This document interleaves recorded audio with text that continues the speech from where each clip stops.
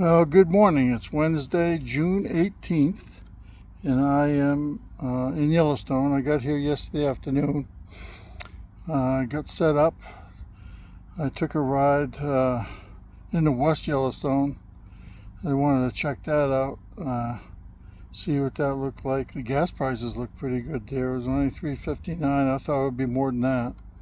So hopefully that holds. There's a couple little grocery stores. And basically, the place is like a 2 mile square block, and that's it. There is a Yellowstone museum there, which I think I might go to, but we'll see, because there's like 4 visitor centers right here in the park that I'm sure I'm going to get all kinds of information that I would want to have anyway. Where I'm at is the Madison Campground. It's right on the edge of the Madison River. I can walk to the river if I wanted to. It's probably only maybe a quarter of a mile. I went down to the small visitor center that was down there. It's called Madison Junction, and it was basically like a one-room schoolhouse. Didn't have much. I had a little clothing and some literature and things like that. But I got the fishing rules. I bought a fishing license for Yellowstone because they sell a separate one. I have a Montana and a Wyoming fishing license, but that doesn't cover. It doesn't matter. There's a little piece of Idaho. I mean, I could even have an Idaho as well, all 3 of them, and I'd still have to get a Yellowstone fishing license. So basically what Yellowstone is, it's all catch and release except for brook trout, rainbows, I think grayling, and one other one that I don't really know. Oh, bass, believe it or not.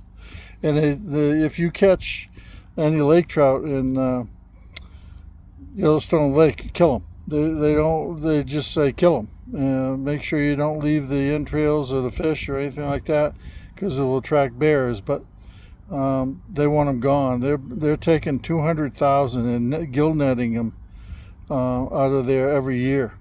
And they've just taken over. They've really impacted the cutthroat population, which is the primary fish they want to keep going here, the Yellowstone cutthroat. So anyway, I'm going to fish today the fire hole because they say they might close it because it's getting too warm. 68 degrees, I've been told, is the number they look at. If it gets above that consistently for a day or two, then they'll shut it down. And the lady at the desk here said that last year they shut the fire hole down the entire summer.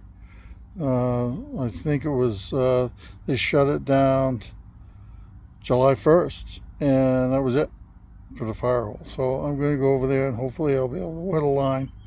So I'm going to do that today before they do shut it down, and then I'll work from there. I mean, I got half a dozen places I want to go to. I want to go to the Gibbons. I want to go to Slough Creek. I want to go to Lamar. Obviously, I'm going to fish the upper part of the Madison right here. Nez Perce Creek, which goes into the fire hole. I think I might try that today, and we'll see what they look like. And then I get a couple more days that I can use. I bought a 7-day license instead of a yearly. It didn't make sense to buy a yearly, so I get the 7-day. Anyway, I'm going to turn this around. There's my setup right there.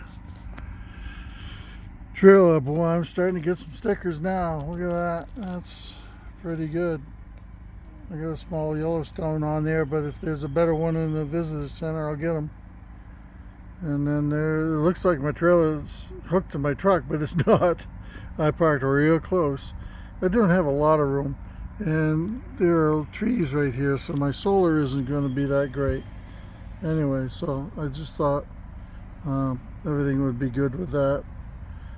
But hey, I got a generator, which I haven't used since Sequoia. I mean, that was a month ago. So I got 3 gallons of gas, and that thing will keep me going for a long time. So anyway, that's what this looks like here. Nice hills over there, right in a valley. Where this is, the southern edge of the Madison, is a little camp store over there. You can see it. There's an ice sign. I think you can see that there. We're on the edge of the caldera. I think it's 30 by 45, which was basically when the volcano exploded 370,000 years ago or whatever it was. No, 661,000 years ago. That collapsed. It came up with a big dome and then it collapsed when it blew up.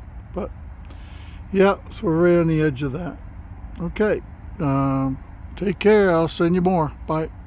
Oh, actually, it will be a while because I have no signal here. I got to go somewhere to do it. So it may not be until July until I get all my June stuff out. But hey, it is what it is. Bye.